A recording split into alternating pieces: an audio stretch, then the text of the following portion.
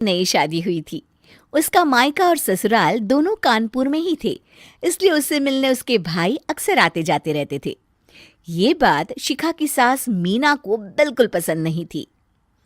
Mummy जी, आज राहुल भैया आ रहे हैं। कौन, तेरे चाचा का लड़का? जी मम्मी जी। अरे पर वो तो दिल्ली में रहता है ना। हाँ मम्मी जी, उन्हें कल सुबह दिल्ली के लिए निकलना है, तो वो आज मुझसे मिलते हुए कल सुबह यहीं से निकल जाएंगे। हमने तो धर्मशाला खोल रखी है ना। कुछ कहा क्या मम्मी जी? मैंने कहा हाँ हाँ, आने दे तेरे भैया को, जमकर खातिरदारी करेंगे। अब तो कुछ करना ही पड़ेगा, इससे पहले कि मेरा घर धर्मशाला बन जाए। ये कैसी बातें कर रही हो मीना? सच ही तो कह रही हूं। अभी इसकी शादी को साल भर भी नहीं हुआ और आए दिन इसके घर वाले आ धमकते हैं।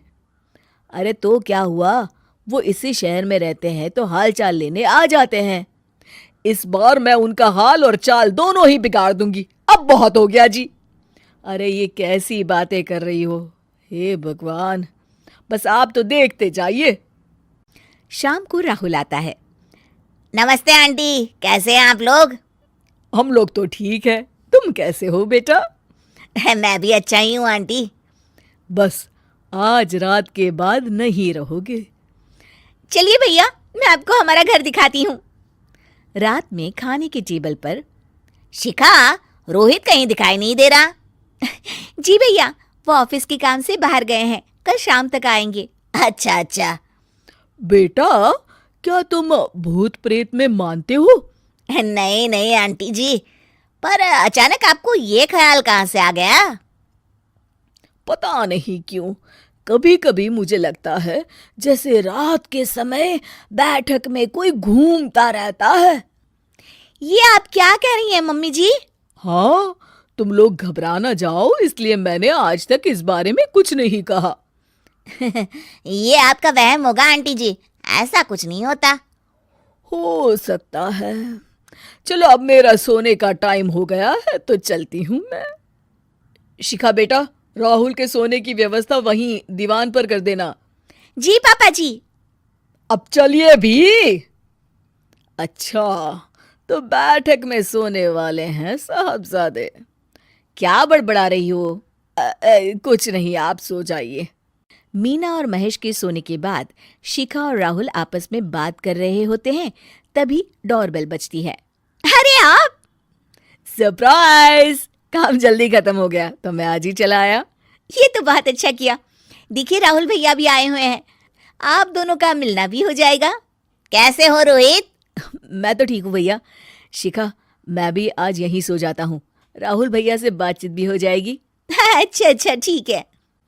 मीना आधी रात को उठती है, कंबल मुंह से पैर तक ओढ़ के डंडा लेके बैठक में आती है और देखती है दीवान पर चादर ओढ़े कोई लेटा हुआ है। देखो तो कैसे मजे से सो रहा है बहन के ससुराल में। मीना ताबड़तोड़ 4-5 डंडे मार देती है। अरे मर गया, अरे बचाओ बचाओ, कौन है? मीना जल्दी से अपने कमरे में भाग जाती है।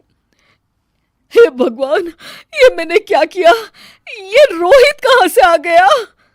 लगता है ये नालायक राहुल मेहमानों वाले कमरे में सो गया होगा। आज तो इसकी खैर नहीं। उधर बैठक में, अरे क्या हुआ रोहित? मैं बाथरूम में था, तुम्हारे चिल्लाने की आवाज सुनी। पता है भैया, मैं सो रहा था, अचानक से कोई आकर मुझे डंडे मारने लगा। ये क्या कह रहे हो?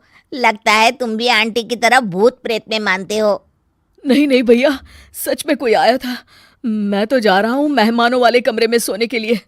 इस समय अपने रूम में जाऊंगा तो शिखा की नींद खराब हो जाएगी। ठीक है भाई, जाओ तुम, जहां तुम्हारा भूत डंडा लेके ना आ सके। थोड़ी देर बाद मीना कंबल ओढ़ के डंडा लेकर मेहमानों वाले कमरे में पहुंच जाती है। वो बिस्तर पर सोए रोहित को फिर डंडों से मारने लगती है। अरे मर गया, अरे मर गया। तू भूत प्रेत में नहीं मानता ना, ये ले अब डंडे खा। हैं? ये तो माँ की आवाज है। रोहित कंबल खींच देता है। बेटा तू! अरे ये क्या कर रही हो माँ? मार मार के मेरा भरता बना दिया आपने। माफ कर दे मेरे लाल, मैंने तो तुझे ही मार मार के लाल कर दिया। मैं तो उस राहुल के बच्चे को सबक सिखाना चाहती थी। राहुल भैया को?